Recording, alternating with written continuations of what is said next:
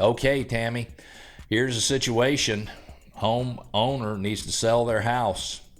They call you and say, hey, I need you to sell my house. And you go out on the listing appointment, and everything about that house looks amazing, except the neighbors. Yeah. On both sides. Oh, both. Oh, you're throwing in both. Sides. I'm just saying it's too much to ignore. This is a make-believe situation, but that has to be so, I've never experienced that, but that has to be so frustrating for a seller. Yes. To know that their ability to sell their home for the money they want to sell it for is being hampered, being restrained, being shut off. Right. By the condition of their neighbor's property or their barking dog or their whatever it is. Yeah. So what is the best advice to give people when their neighbors are tanking their home value? Well, so this is going to sound funny, but you can pay your neighbor.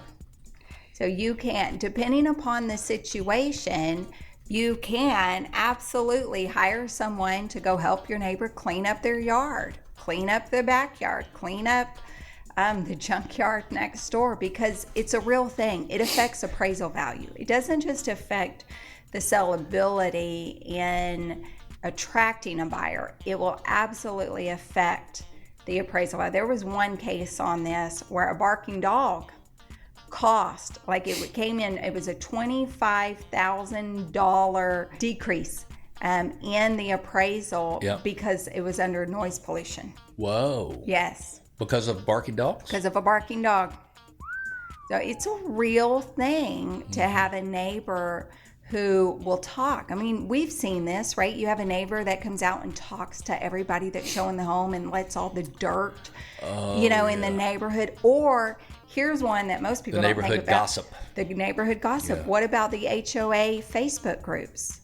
Every time somebody posts something negative in there, then a new homeowner gets let in, or a new potential home buyer gets let in, and then they read just the gossip. Yep. Neighbors affect the value. So back to your question of what can a homeowner do, well, have a very open conversation with the neighbor, because you may find most people have good intentions. And don't go over with judgment in your heart. Absolutely. Go over with empathy for the situation, and hopefully for them to have empathy for your situation. Yes. So my first recommendation is to focus on what you can control.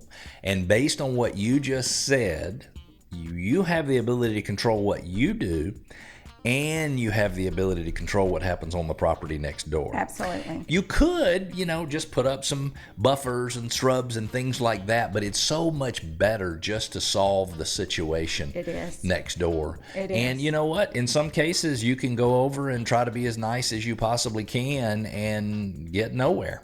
Right. And then the reality is you might have to accept that your house is worth what it's worth based on your neighbors. And I don't know about you, but there are some places that I would not buy a home because of the neighbors. And sometimes it's not just one of the neighbors, it's all of the neighbors. Right. And you're like, oh my gosh, these people don't know how to keep their houses up. Right. And if you're in an HOA, you have way more control over enforcing a neighbor to adhere to certain standards. If you're not in an HOA, you're not going to have that, but you could even look at building codes or the requirement city permits, because the city could even ask people to mow their lawn. The city could ask people to take care of their establishment. I find most sellers have more control than you would typically think. But you're right. If you go over with the wrong attitude, you just showed the wrong hand. I think the rules here would be start with kindness, not criticism. I think that's really, really important. I think you should offer help.